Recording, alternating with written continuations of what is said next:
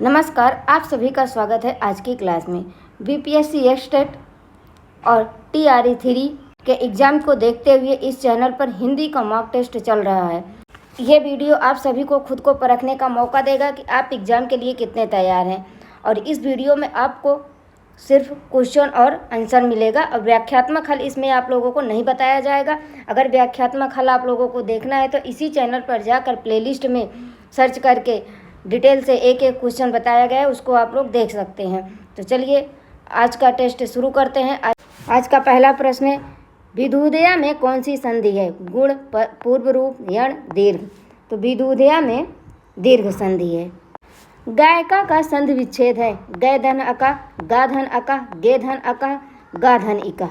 तो गायिका का संधि विच्छेद होगा गय धन अका।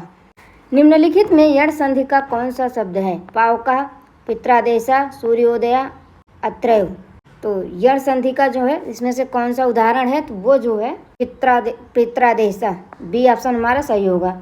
अगला प्रश्न है, राजस्थानी और अपभ्रंश भाषा के मेल से बनी वह कौन सी भाषा है जो वीरगाथा काल के ग्रंथों से प्रेरित हुई है? शौरसेनी, पिंगल, प्राकृत, डिंगल। तो ये जो है राजस्थानी और अपभ्रंश भाषा के मेल से बनी हुई भाषा जो है वो डिंगल भाषा होती है। डी ऑप्शन हमारा सही होगा। अगला प्रश्न है, आचार्य रामचंद्र शुक्ल के अनुसार भक्ति काल का सर्वमान्य समय है? संवत 1300 से 1750, संवत 1350 से 1700, संवत 1350 से 1750, संवत 1300 से 1900। तो इनके अनुसार जो है भक्ति काल का सर्वमान्य समय है संवत 1350 से 1700। ये जो है बी ऑप्शन हमारा सही होगा। सूफी काव्य में कौन सी विशेषता नहीं है? प्रेम की प्रधानता, रहस्यवादी भावना, इस्लाम धर्म का प्रचार, इनमें से कोई नहीं। तो ये जो है इस्लाम धर्म का प्रचार, सूफी काव्य की विशेषता नहीं है।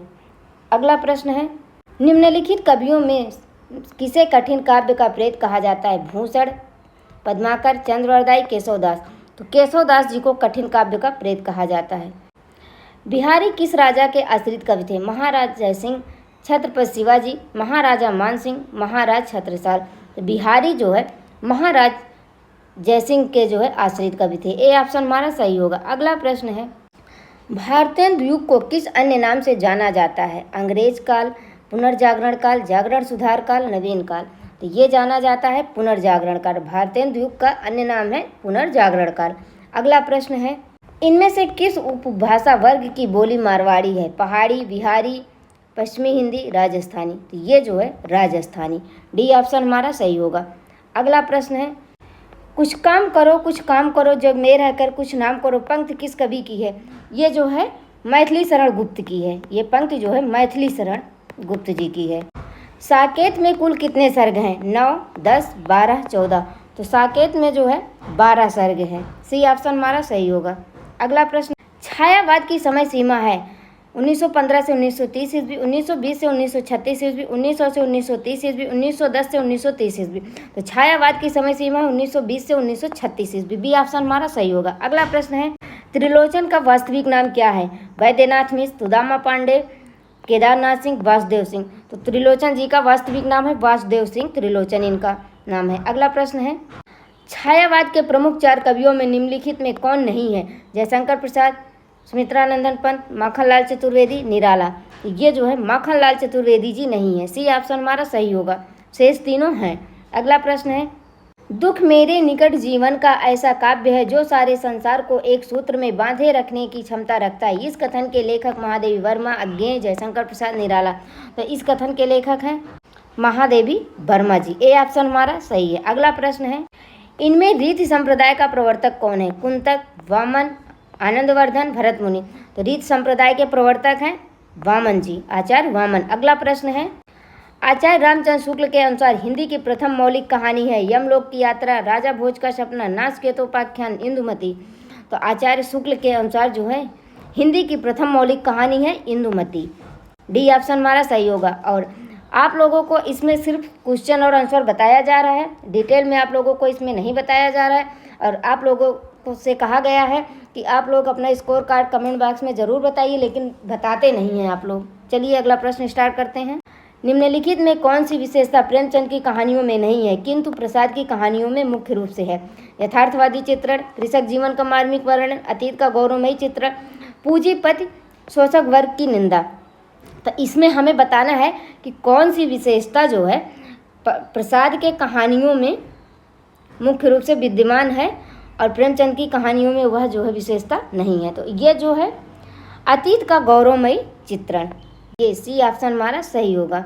उपन्यास और उपन्यासकार में कौन सा विषम संयोजन है? वैशाली की नगर वधू जयशंकर प्रसाद, गोदान प्रेमचंद, चित्रलेखा भगवती चरण वर्मा, मृगनयनी वृंदावन लाल वर्मा। तो ये जो है वैशाली की नगर वधू। निम्नलिखित में कौन सा जयशंकर प्रसाद का नाटक नहीं है? ये नाद लिख उठा है, ये नाटक नहीं है, ये नाद लिख उठा है। ध्रुव स्वामी, स्कंदगुप्त, लहरों के राजहंस, चंद्रगुप्त। तो ये है लहरों के राजहंस, ये जो है नाटक नहीं है, ये मोहन राकेश का नाटक है।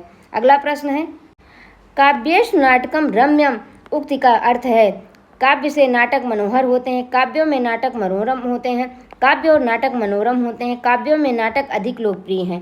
तो ये जो है बी ऑप्शन हमारा सही होगा, काव्यों में नाटक जो है मनोरम होते हैं।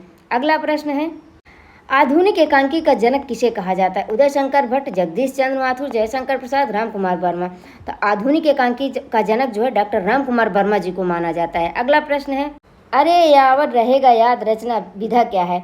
नाटक, उपन्यास, यात्रा संस्मरण, जीवनी। तो ये जो है अज्ञे द्वारा रचित यात्रा संस्मरण है। अरे यावर रहेगा याद।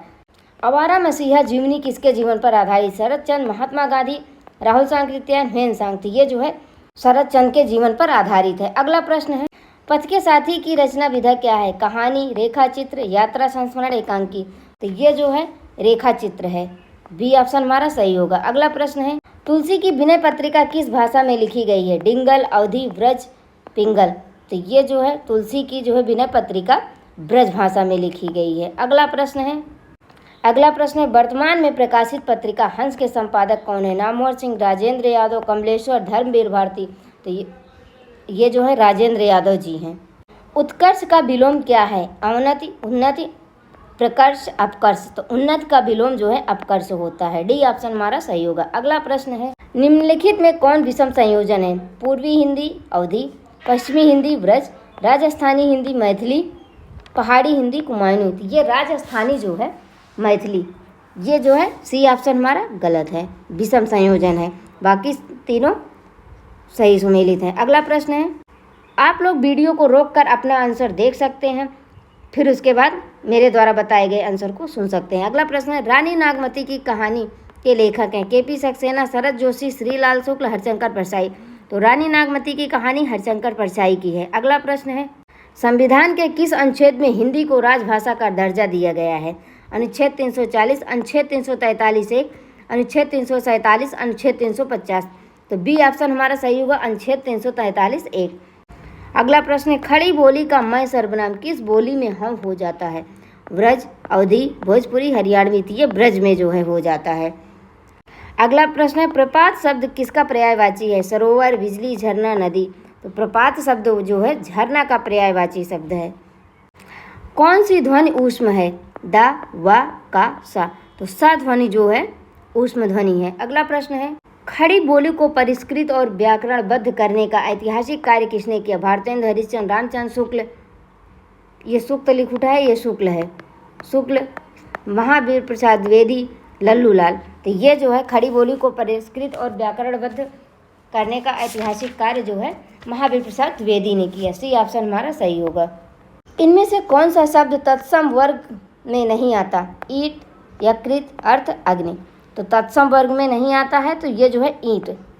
हिंदी दिवस कब मनाया जाता है? 2 अक्टूबर, 14 सितंबर, 5 सितंबर, 5 नवंबर। तो हिंदी दिवस जो है प्रत्येक वर्ष 14 सितंबर को मनाया जाता है, बी ऑप्शन हमारा सही होगा। अगला प्रश्न है वक्रोक्ति काव्य जीवितम कहकर वक्रोक्ति को ही काव्य की आत्मा स्वीकार करने वाले आचार्य हैं? विश्वनाथ, मम्मट, कुंतक, दंडित। ये कुंतक है, कुंतक लिख उठा है, कुंतक।